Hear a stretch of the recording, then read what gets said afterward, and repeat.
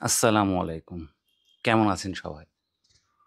মাথার ঘাম পায়ে ফেলে সারা জীবনের সঞ্চয়লব্ধ অর্থ দিয়ে ভবিষ্যতের উত্তরাধিকারদের জন্য নিরাপদ আবাসনের প্রত্যয়ে মানুষ জমি কেনে। এক টুকরো জমি। কিন্তু জমি কেনার সময় যদি নিষ্কণ্টক না হয়, তাহলে ক্রেতা নানাবিধ ঝামেলার মধ্যে পড়ে। এর ফলে অনেক সময় সর্বস্বান্তও হয়। তাই একজন ক্রেতাকে জমি ক্রয়ের পূর্বে কিছু বিষয়ে অবশ্যই যাচাই-বাছাই করে জমি ক্রয় করতে হবে। জমি ক্রয়ের পূর্বে যে বিষয়গুলো খুব সাবধানতার সাথে চেক করে নিতে হবে, তা নিয়ে আজকে আমরা কিছু সংক্ষেপে আলোচনা করব। ১ নম্বর, খতিয়ানসমূহ সঠিক কিনা বা সার্টিফাই খতিয়ান কিনা তা অবশ্যই যাচাই করুন। ২, বিক্রেতা যদি দলিলের মালিক হয়ে থাকেন, তাহলে দলিলটি সঠিক কিনা তাহা সংশ্লিষ্ট অফিসে চেক করে নিন।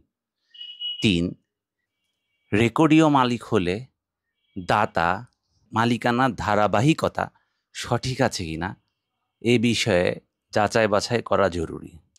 ৪, নামজারি যাচাই করুন। সকল খাজনা পরিশোধ আছে কিনা তা অবশ্যই চেক করে নিবেন। ৫, দাতার দলিল ও প্রয়োজনীয় ভায়া দলিলসমূহ তফসিলে নির্ভুলভাবে আছে কিনা তা যাচাই করে নিন। যেমন দাগ নং, খতিয়ান নং ও জমির পরিমাণে কোনো ভুল আছে কিনা তা অবশ্যই দেখে নিবেন। ৬, যদি মালিকানা ধারাবাহিকতায় ওয়ারিশ থাকে, তাহলে অবশ্যই মূল ওয়ারিশের সনদ নিন এবং সনদসমূহ সঠিকতা যাচাই করুন। ৭, বিক্রেতার দখল বুঝিয়ে নিন এবং ব্যাংক বা অন্য কোনো প্রতিষ্ঠানের কাছে তাহা বন্ধক আছে কিনা এটা ভালোমতো যাচাই-বাছাই করে নেওয়া কিন্তু দরকার। ৮, দাতার প্রস্তাবিত জমিটি সরকারি তালিকাভুক্ত কিনা তাহা যাচাই করুন। একান্ত জরুরি এবং উক্ত জমির কোনো মামলা মোকদ্দমা থাকলে উক্ত মামলার গতিবিধি একজন অভিজ্ঞ অ্যাডভোকেটকে দিয়ে সম্ভব হলে চেক করে নিন।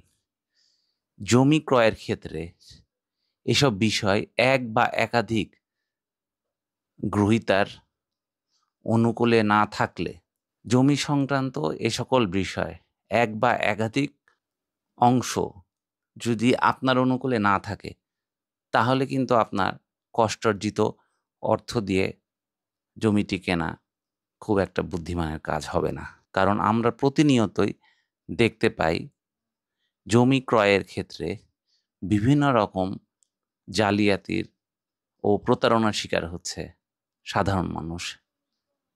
সুতরাং আপনাদের টাকা, আপনাদের কষ্টার্জিত অর্থ আপনারা বুঝে শুনে সঠিক জায়গায় ইনভেস্ট করবেন। এটাই আমাদের কামনা। সাথে থাকবেন, ভালো থাকবেন এবং আমাদের চ্যানেলটি সাবস্ক্রাইব করে প্রতিনিয়ত জমি ও ফ্ল্যাট ক্রয় সংক্রান্ত আপডেট তথ্যর জন্য বেল আইকনটি ক্লিক করে রাখবেন। ধন্যবাদ।